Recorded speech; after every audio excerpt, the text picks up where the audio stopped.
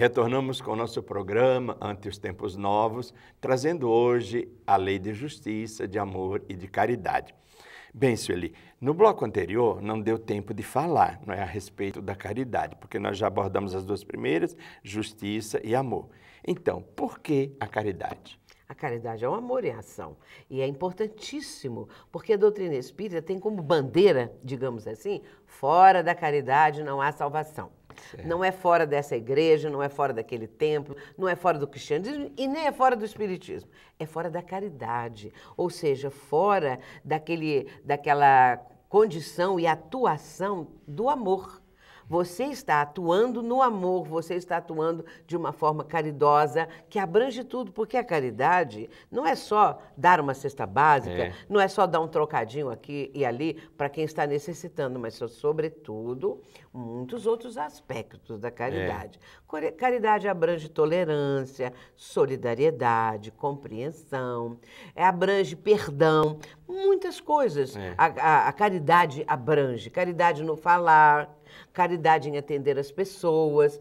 Por isso, a caridade faz parte dessa lei que é considerada a mais importante e que está em O Livro dos Espíritos, conforme mencionamos. Portanto, é a lei de justiça, de amor e de caridade.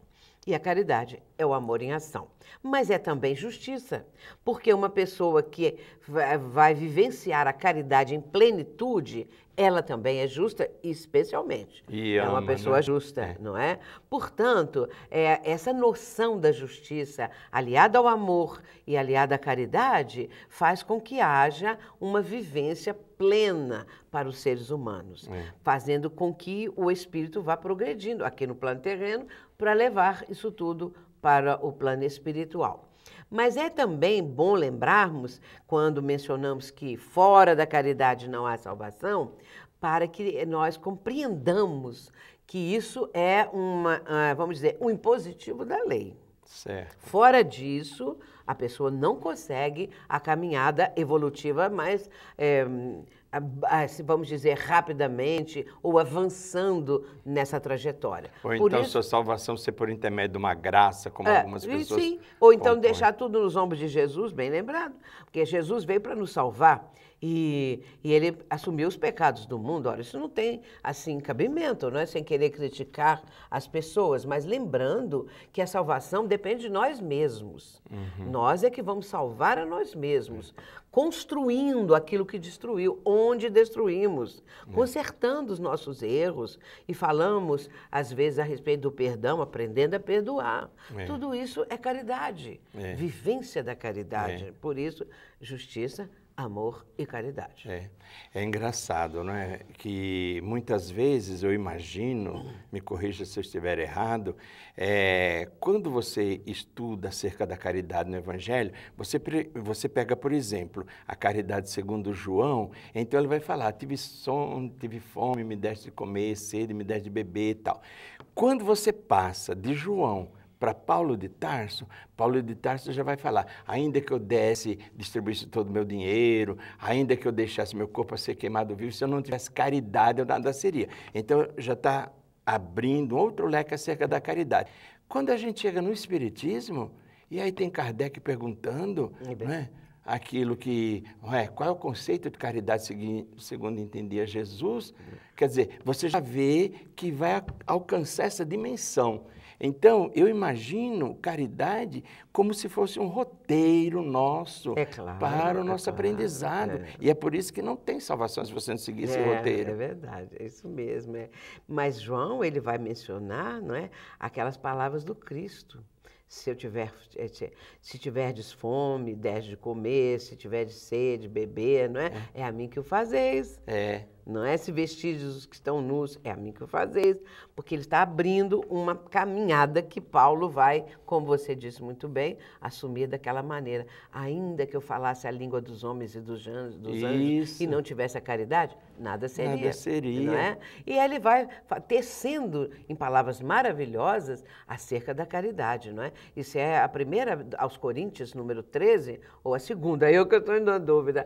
Mas quem quiser abrir lá o Novo Testamento e olhar a Epístola de Paulo aos Coríntios, pode encontrar ou na primeira ou na segunda, capítulo 13, a excelência da caridade. Por isso que num dos programas anteriores você já fez uma colocação, né, da questão do Livro dos Espíritos, falando, né, o conceito de caridade segundo entender Jesus, e entra o perdão. Como a questão 886 do Livro dos Espíritos. Mencionou aqui o nosso José Maria a respeito de uma citação que eu faço sempre, né? A questão 886. Essa questão, Kardec pergunta aos espíritos se eles poderiam dizer qual o verdadeiro significado da palavra caridade, tal como entendia Jesus. E eles respondem: benevolência para com todos, indulgência para com as imperfeições alheias e perdão das ofensas. Veja a amplidão da caridade. Até onde vai, até onde alcança. É muito bom isso daí. Bom, tem mais uma outra pergunta aqui. Disse Jesus: queira cada um para os outros o que quereria para si mesmo. Por que quase ninguém segue estes ensinamentos do Mestre? É porque aquela dificuldade. Quando você falou aí há pouco, amar a Deus sobre todas as coisas e ao próximo como a si mesmo, tem muita gente que não ama a si mesmo, tem raiva de si mesmo. Tem muita gente que não consegue se amar.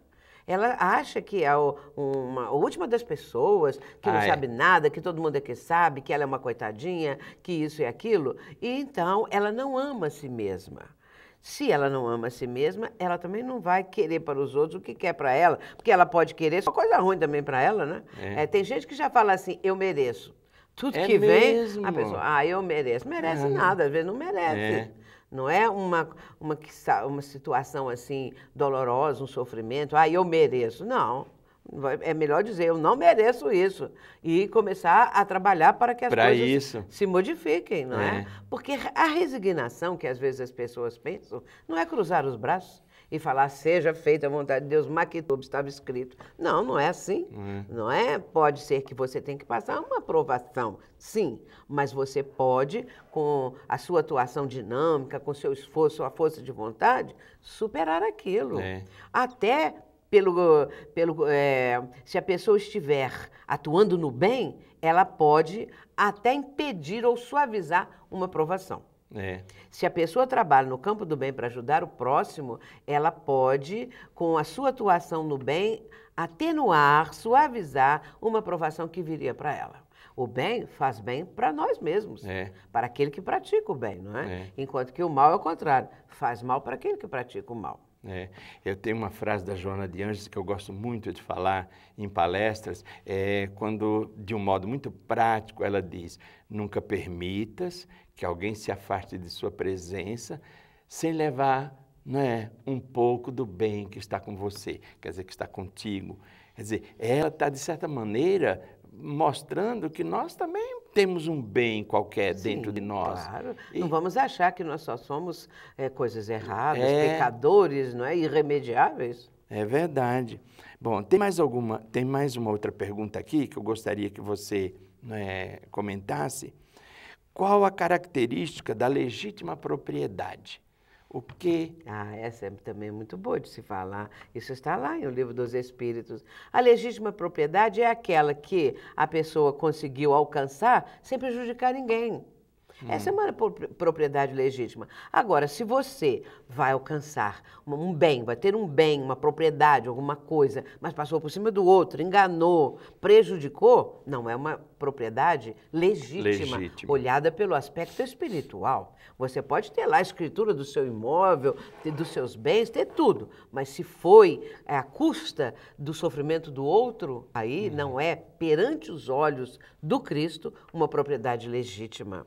Que ela é legitimada pela condição de honestidade, que você adquiriu aquela propriedade honestamente, dignamente. Não é passando os outros para trás, não é desviando verbas, não é roubando de ninguém, não é atropelando os outros. Enfim, é uma coisa que você vai preparando a sua condição de adquirir aquele bem, adquirir aquela propriedade com o seu trabalho, com o seu esforço, com a sua dedicação. Aí sim, essa é a propriedade legítima e é aquela que nós sabemos que vai alcançar do mundo espiritual as bênçãos, não é? Os benefícios, porque senão, se for o contrário, vai alcançar para a pessoa é o quê? O remorso.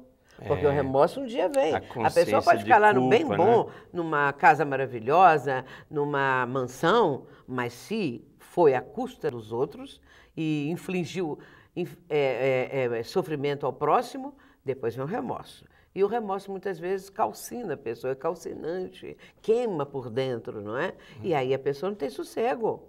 Para que eu fiz isso? Mesmo porque quando nós fazemos alguma coisa em prejuízo do próximo, e que esse próximo até vai morrer de desgosto, não é que a pessoa matou diretamente, mas pode, através de uma situação assim, a pessoa ter tanto desgosto que a saúde fica abalada e a pessoa desencarna. Mas esse espírito pode voltar para vir cobrar da pessoa, se transformar num perseguidor e tudo mais. Então é bom ter a mente, a consciência em paz, não é? Aí sim.